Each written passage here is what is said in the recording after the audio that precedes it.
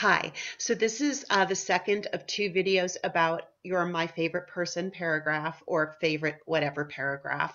And so I really need you to look over this with me because I'm going to get really specific about things that sometimes you may be a little confused about. I'm also addressing questions that were asked over about the assignment, your theme analysis assignment. So this way I can address any questions that I think some people might have and also highlight some really significant parts of the paragraph. So again, let me pull my face off the screen.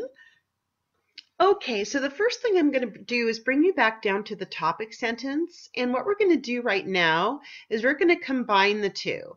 And so what we're going to do is make the entire, make that all be one sentence. So one of my favorite people is my mom. She's one of my favorite people because every day I feel her positive energy. So what we want to do is we want to change it to one of my favorite people is my mom because, so let's get rid of all of this.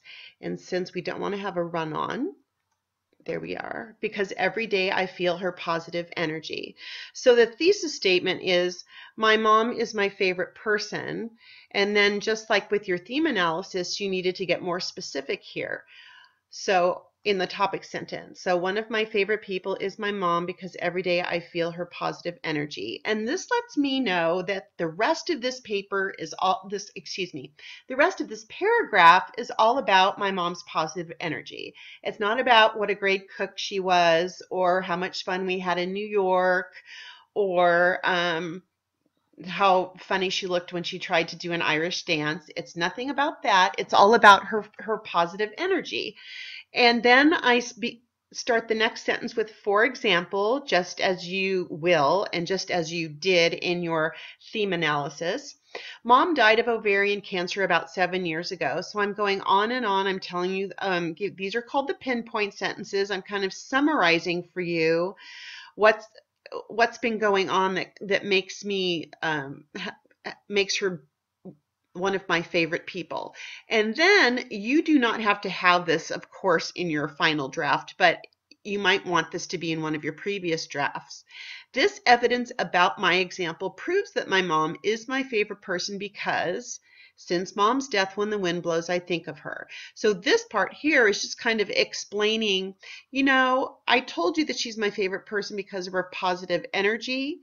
And then I'm kind of giving you, a little history about our relationship and about how right before she died. And here now, I'm going to tell you why she's my favorite person. I'm going to give you specifics about every day feeling her positive energy. So that's what this is about. This is not just saying she's my favorite person because I love her and the end. She's my favorite person. Here's a little backstory, a little summary that I think you should know about my mom. And then this is the evidence that proves that my mom is with me with her positive energy every day.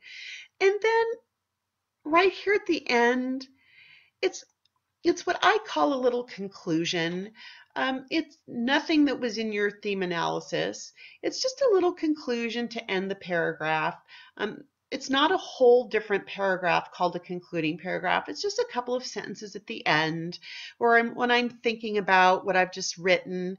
And this is what you can do after you're done writing. Think about, what's something else that I feel about this whole subject? And what I feel about this whole subject is that everyone needs her mom, no matter how old the child or the mother. And it's my hope that when it's time, I will find myself helping my children from the other side. So those are just two little different ideas that I had after I was done writing my paragraph. So this here, I'm going to highlight it for you right now. That is, there you are, that is the body paragraph. That's the body paragraph. Now I'd like to take a look at the intro paragraph. An intro paragraph, and again, there'll be a little video for you, but just take a look here. I've already said I'm talking about my favorite person, so what I decided to do for my intro, and an introduction is just you're introducing yourself to the reader. So I talk about chocolate makes me happy, being an audience member to Broadway play makes me happy, snow at Christmas makes me happy, and no matter how happy I am with all of those things, there's a special person who continues to make my life happy in so many ways. My mom is my favorite person. You're going to end your intro paragraph with a sentence that begins, blank is my favorite blank. And so I just talked about happiness here and tied it into my mom makes me happy, therefore she's my favorite person. And then we get back into here.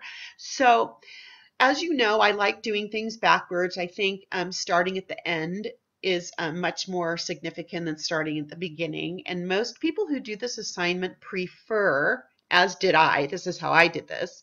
I mean, I knew that this would be my thesis statement, of course. My mom is my favorite person. And most people like to write the body paragraph first and then go back and create a little intro paragraph. An intro paragraph can be 2 or 3 sentences. Excuse me, sorry, I'm coughing all the time. 2 or 3 sentences at this point. It doesn't have to be some big, huge monstrosity. So that's what your assignment is. So this is due. Well, this is what's really cool about this assignment. Let me put my face back on the screen for a second. Okay, so what's really cool too is your threaded discussion this week is, let me say this again, your threaded discussion is your body paragraph about your favorite person. So it's due on Sunday at the same time that this is due, and to turnitin.com. If you would like to send it in sooner to the threaded discussion and get some feedback, that's cool. But what you're going to be doing